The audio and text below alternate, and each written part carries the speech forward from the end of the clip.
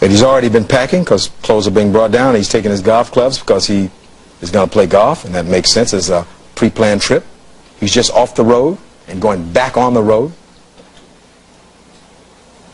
That he is perhaps the most recognizable person in Brentwood, in that area where he's lived, we know, for 17 years. That he drives a white Bronco. That he decides to put on a knit cap, and you saw that exhibition yesterday of him or you or I in a knit cap. He decides he'll put that on.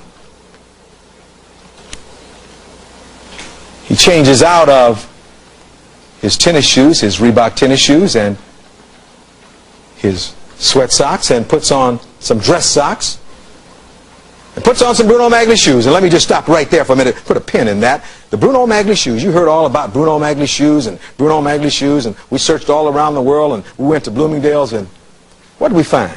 There is nobody who ever sold O.J. Simpson any Bruno Magli shoes. They searched, they tried, they never sold him any shoes. So they just been talking about Bruno Magli shoes. I mean, there must be every other house in Brentwood. If somebody wanted to afford some Bruno Magli shoes, I guess they could. Now that's their case. There is no evidence that O.J. Simpson had any Bruno Magli shoes ever.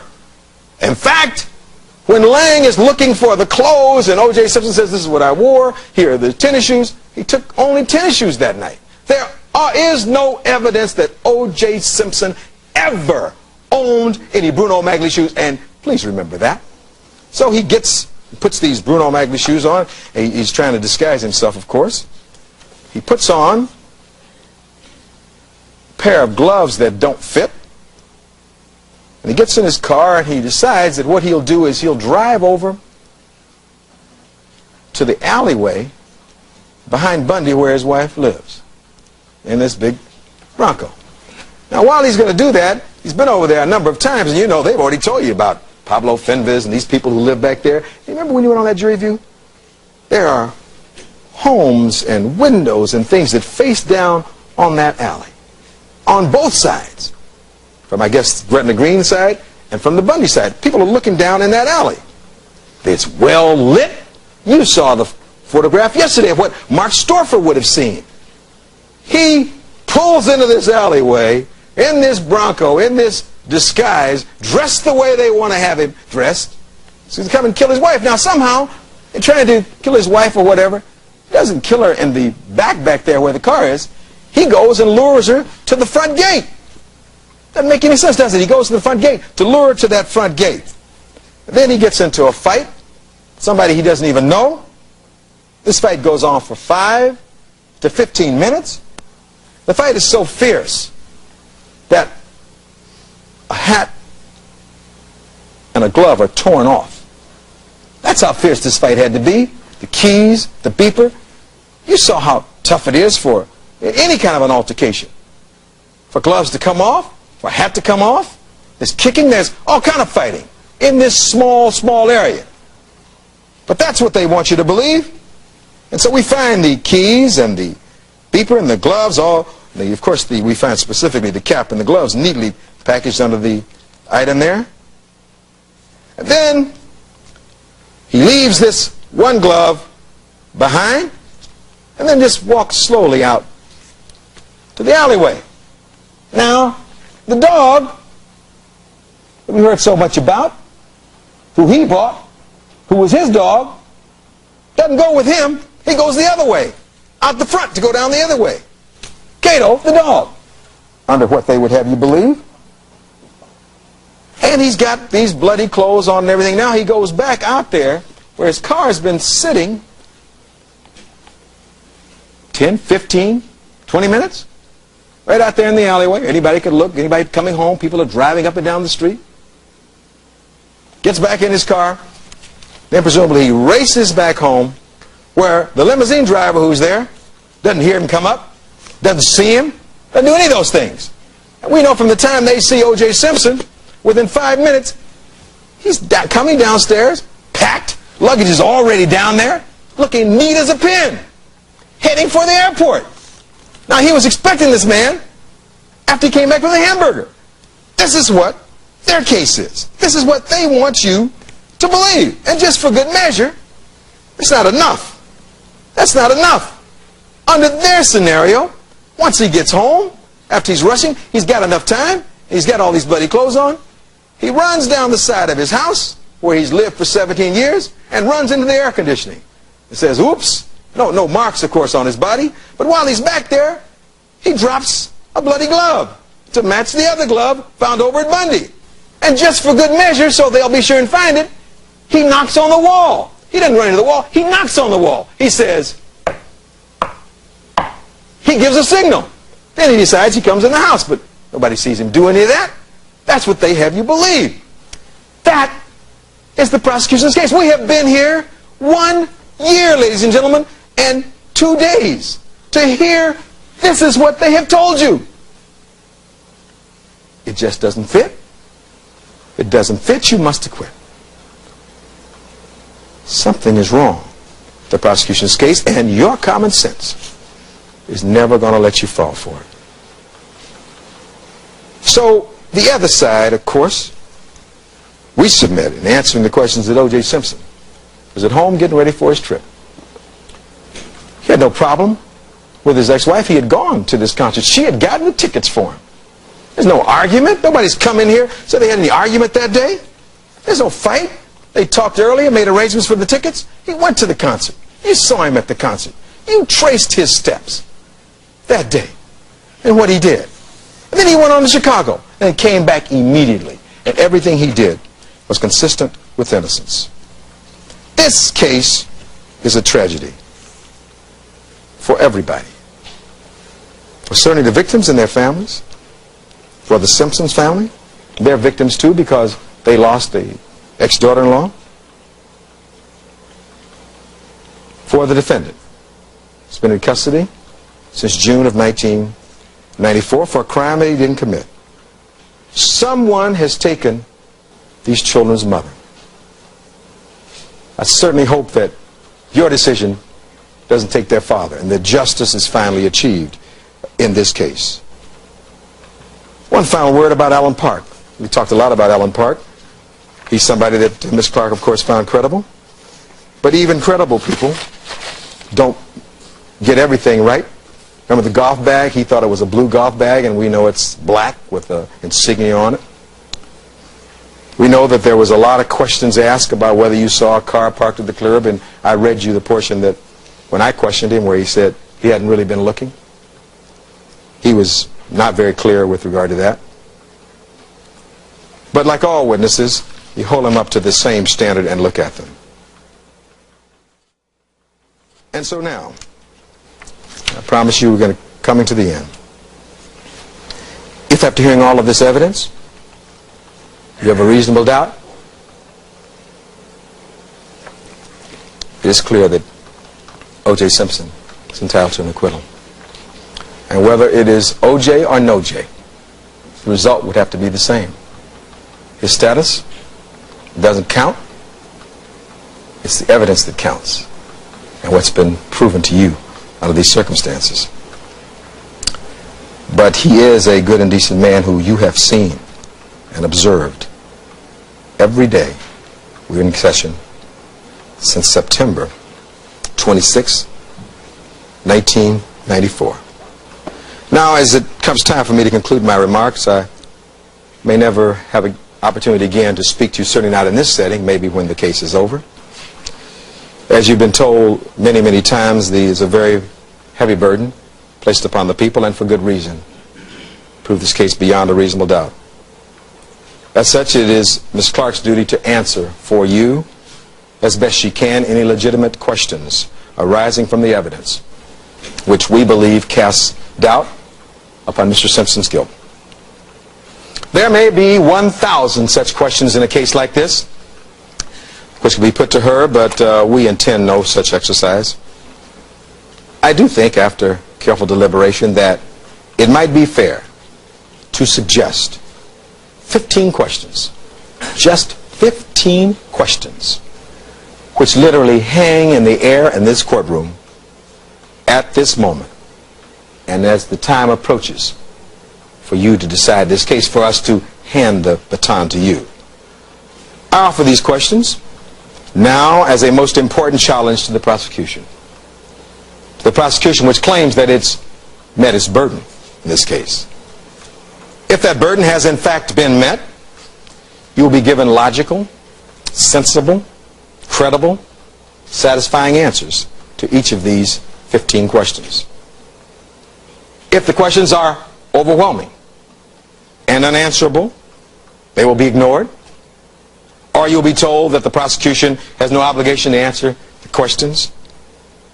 If you're given anything less than a complete, sensible, and satisfactory response, satisfying you beyond a reasonable doubt to these 15 questions, you will quickly realize that the case really is transparent, and you'll think about the scenario that I just went through for you, and that the term smoke and mirrors that you heard about doesn't apply to the defense. We proved real hard things for you, things that you can see, things you can take back in that jury room.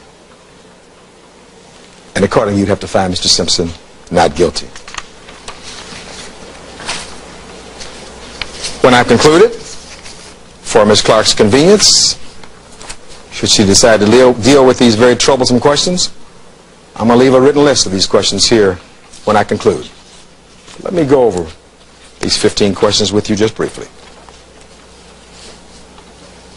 1. Why? They're on the monitor. Did the blood show up on the sock almost 2 months after a careful search for evidence? And why, as demonstrated by Dr. Lee and Professor McDonald, was the blood applied when there was no foot in it? Think that's a fair question? In this case, let's see if she can answer that question. Question number 2. Why was Mark Furman, a detective who'd been pushed off the case, the person who went by himself to the Bronco over the fence to interrogate Cato, to discover the glove in the thump, thump, thump area? Number 3. Why was the glove still moist when Furman found it if Mr. Simpson had dropped it 7 hours earlier? As Agent Bodziak told you, Sir McDonald has told you, blood dries very rapidly. 4. If Mark Furman would speak so openly about his intense genocidal racism to a relative stranger, such as Kathleen Bell, how many of his co-workers, the other detectives in this case, were also aware that he lied when he denied using the N-word, yet failed to come forward? Part of Barry Scheck's 4th C of continuing cover-up. 5. Why did the prosecution not call a single police officer to rebut police photographer Rocar's testimony that Detective Furman was pointing at the glove before Furman went to Rockingham? That is around 4:30 in the morning. 6. If the glove had been dropped on the walkway at Rockingham 10 minutes after the murder, why is there no blood or fiber on that south walkway or on the leaves the glove was resting on? Why is there no blood on the 150 feet of narrow walkway or on the stucco wall abutting it? And you've been back there. Number 7. For what purpose was Van Adder carrying Mr. Simpson's blood in his pocket for 3 hours and a distance of 25 miles instead of booking it down the hall at Parker Center? Number 8. Why did Deputy District Attorney Hank Goldberg, in a desperate effort to cover up for the missing 1.5 milliliters of Mr. Simpson's blood, secretly go out to the home of police nurse Thanoparadas without notice to the defense and get him to contradict his previous sworn testimony at both the grand jury and the preliminary hearing? Paradas was never sworn. We were never given notice.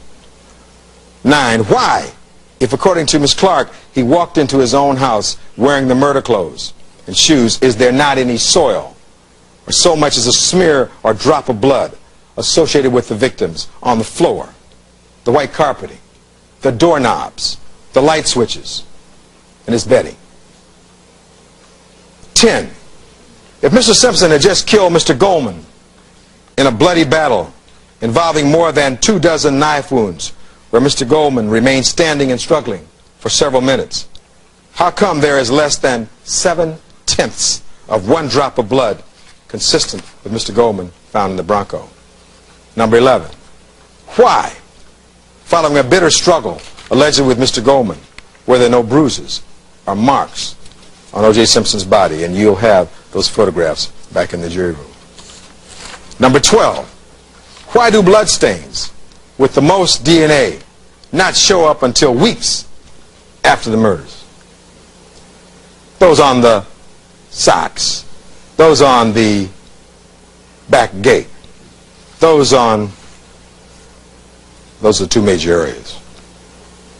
Number 13, why did Mark Furman lie to us?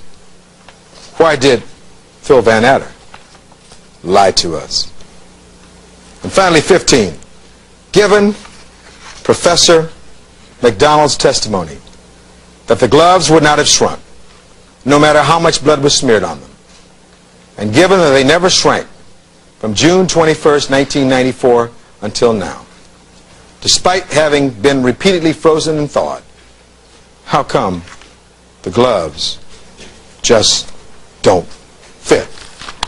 I'm going to leave those questions for Ms. Clark, and we'll see what she chooses to do with and about them. That'll be her choice.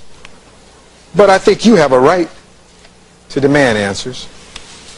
If you're going to do your job in this case, it seems to me you will need to have answers to those questions. Now, there are many, many, many more, but as with everything in this case, there comes a time when you can only do so much. We took 15 as representatives, but I can tell you we had more than 50 questions. But 15 will be enough, don't you think? I think so. In this case, when we started out a long time ago, we talked a lot about truth. And I always like, in a circular fashion, that you kind of end up where you started out. Truth is a wonderful commodity in the society. Some people can't stand the truth. But you know what? That notwithstanding, we still have to deal with truth in the society.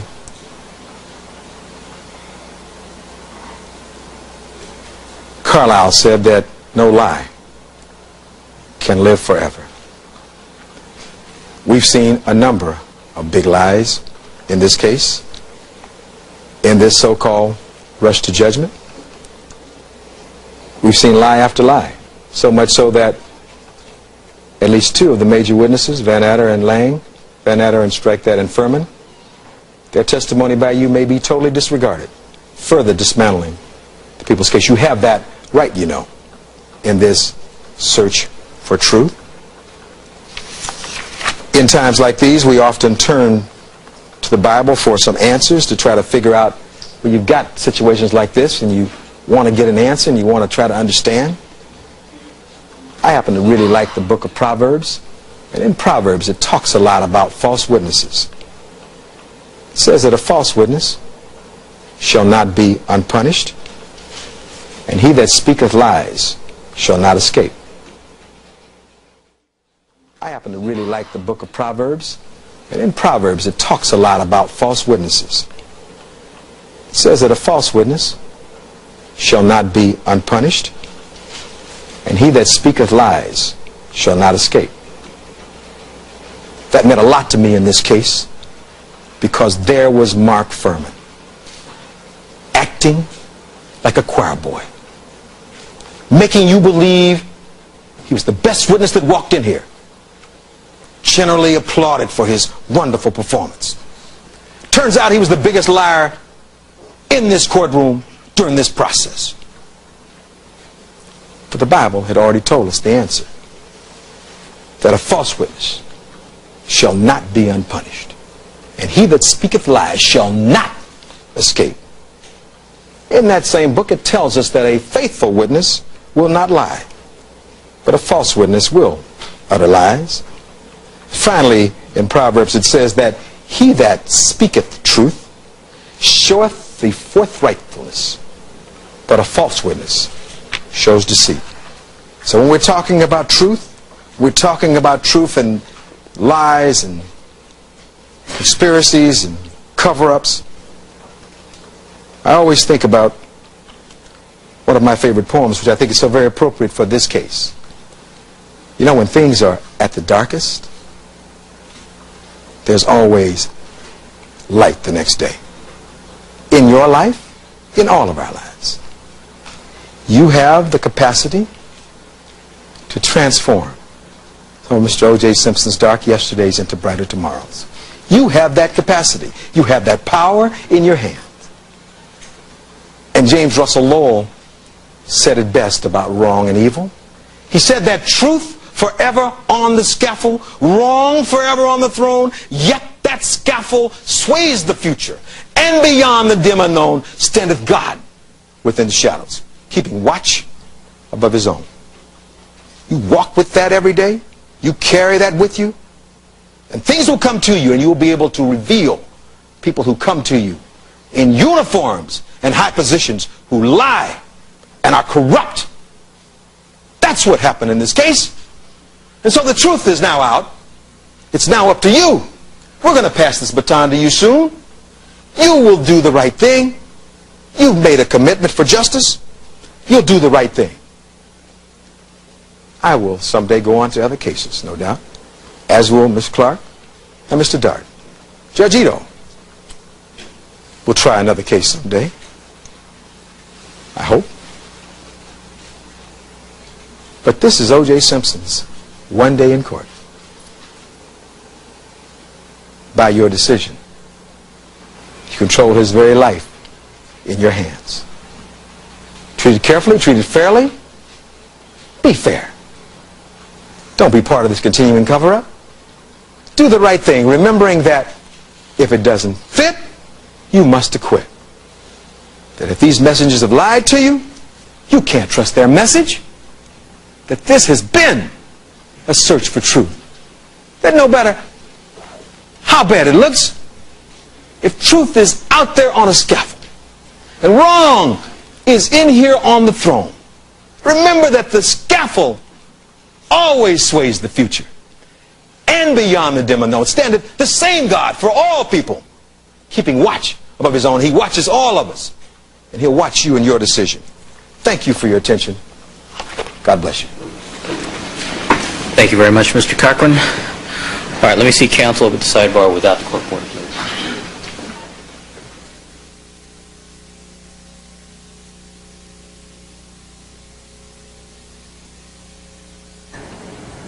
A powerful, passionate ending for Johnnie Cochran, quoting poetry, talking about truth on the scaffold, talking about what should happen in this courtroom, ending, invoking the name of God, telling the jurors, God bless you. We see O.J. Simpson, as we can look upon the screen, looking emotional, conversing with his counselor, Mr. Kardashian being one of his good friends, as well as a lawyer for him, and some smiles upon the faces of the defense lawyers.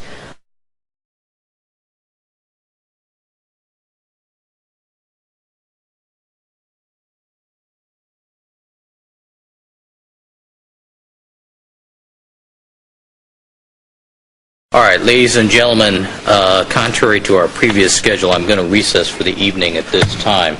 We will resume tomorrow morning at 9 o'clock. And the lawyers have promised me that we will finish this case. One of the conditions that we go over until tomorrow morning is that we will finish tomorrow afternoon with the rebuttal arguments by the prosecution. I will instruct you, and the case will be yours tomorrow afternoon. And I hopefully we'll at least get it far enough to have you go in, select a foreperson to preside over your deliberations. And then Mrs. Robertson has a list of the exhibits and everything that will be presented to you so you can get organized for the coming days. All right, having said that, please remember all my admonitions to you. Don't discuss the case amongst yourselves. Don't form any opinions about the case. Don't conduct any deliberations until the matter has been submitted to you. Do not allow anybody to communicate with you with regard to the case. We'll see you tomorrow morning, 9 o'clock sharp. All right, we'll be in recess.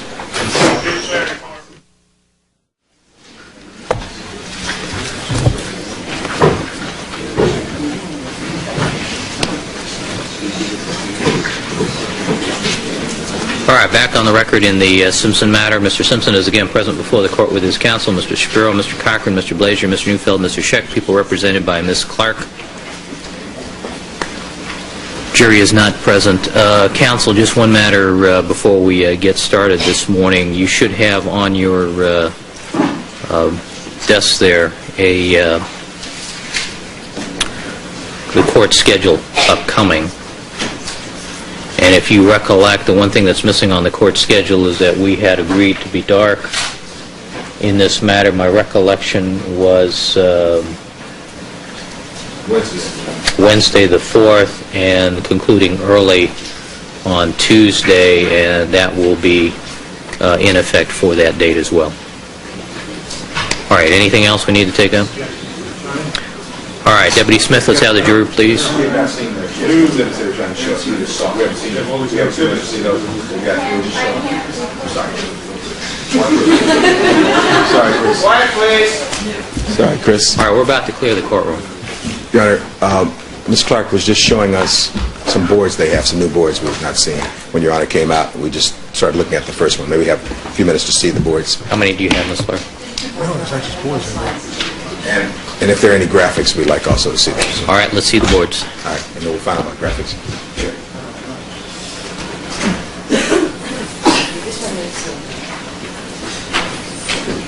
All right.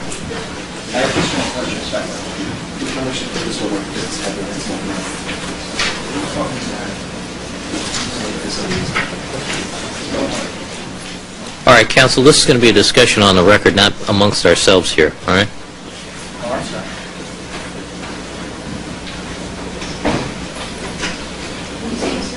I've seen it. All right, let's see the peels. Very nice.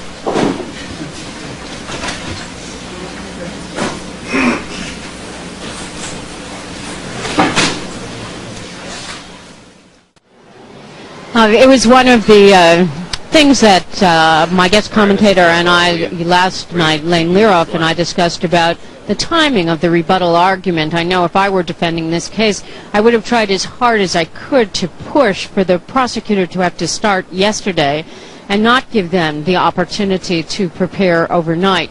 That's something in terms of timing that lawyers do like to think about.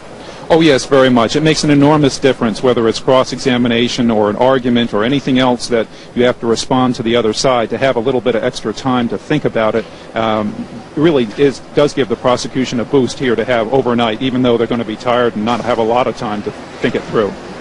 In this particular case, much more than most, these prosecutors could have basically prepared their closing argument, both their opening argument and their rebuttal argument, ahead of time. Regardless of what imagery was used, what metaphors, similes, analogies, the Bible or history were used, the facts that the defense was going to talk about were pretty etched in stone by the time the evidence closed. That's right, and trial lawyers generally try to have a final argument in mind when they begin a case, to try and have an idea of how the evidence is going to come out. And certainly there have been a lot of developments that have changed that over the course of the trial, but they've had both sides a lot of time to think about what they're going to say, and there are no great surprises here for either side either.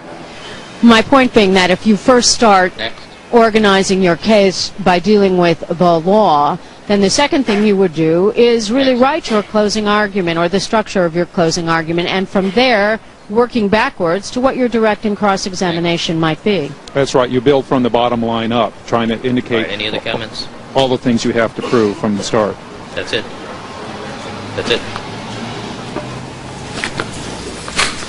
All right, Deputy Smith, let's have the jurors, please.